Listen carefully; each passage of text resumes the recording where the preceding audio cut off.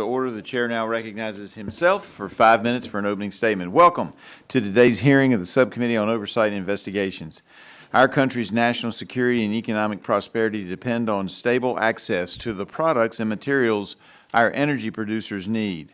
Unfortunately, we currently depend on international rivals such as China and Russia for much of these energy supply chain inputs. According to a recent report by the Heritage Foundation, of the 35 minerals identified as critical by the Department of the Interior in 2021, the United States is 100% reliant on imports for at least 20 of them. Additionally, the same report reveals that while China only possesses about 36% of the world's rare earth element reserves, it controls more than 70% of the world's extraction capabilities and 90% of the worldwide processing capacity.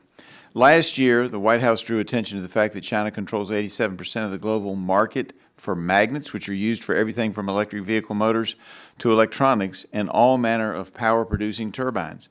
The Biden administration has extolled the billions of dollars in grants and incentives in the Infrastructure Investment and Jobs Act and the Inflation Reduction Act as a key component of our national strategy to secure our energy sector supply chains and support a domestic manufacturing base. However, as Department of Energy Inspector General Terry Donaldson testified before this subcommittee just a few weeks ago, this speedy spending spree carries risks such as funding flowing through new programs that may lack appropriate internal controls and the push to get money out the door without adequate oversight of who the money is actually going to.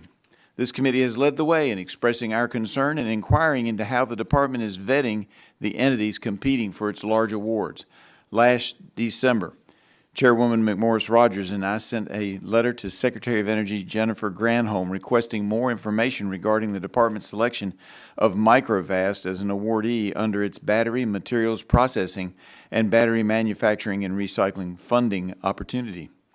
Microvast selection raised concerns regarding Chinese Communist Party influence. Just last night, our committee was informed that the DOE has decided not to proceed with this award. Others have expressed concern about the nature of partnerships and joint ventures between the United States companies and Chinese companies, as these entities attempt to take advantage of the Inflation Reduction Act's tax credits and other incentives. In just one example, in my home state, the Commonwealth of Virginia, our Governor, Glenn Youngkin, withdrew our state from the process of incentivizing Ford Motor Company's proposed electric vehicle battery factory because of Ford's subservient role in a partnership with a Chinese company. Today, we will take a closer look at some of our federal policies and programs designed to address reliance on foreign adversaries for important energy sector products and materials, and scrutinize whether they are really serving their purported goals. While I appreciate the Department of Energy's efforts to update the committee on its new, quote, research technology and economic security, end quote, measures, and the opportunity to discuss this briefly with Secretary Granholm a couple of weeks ago, many questions remain on awardee vetting. I commend the department for its increased security of the Microvast award and appreciate them backing up on that, retracting that. I had originally hoped to have the Department of Energy Office of Manufacturing Director to join us today for this hearing.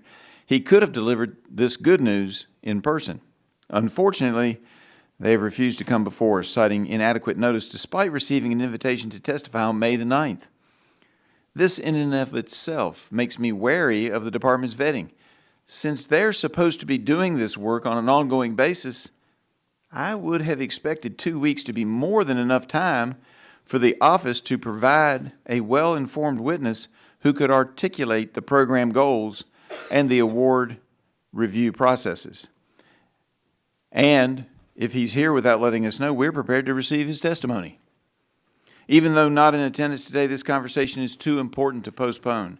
First, the subcommittee welcomes Mrs. Diane Furchtgott-Roth, I hope I got that close, Director of Center for Energy, Climate, and Environment at the Heritage Foundation and adjunct professor at the George Washington University.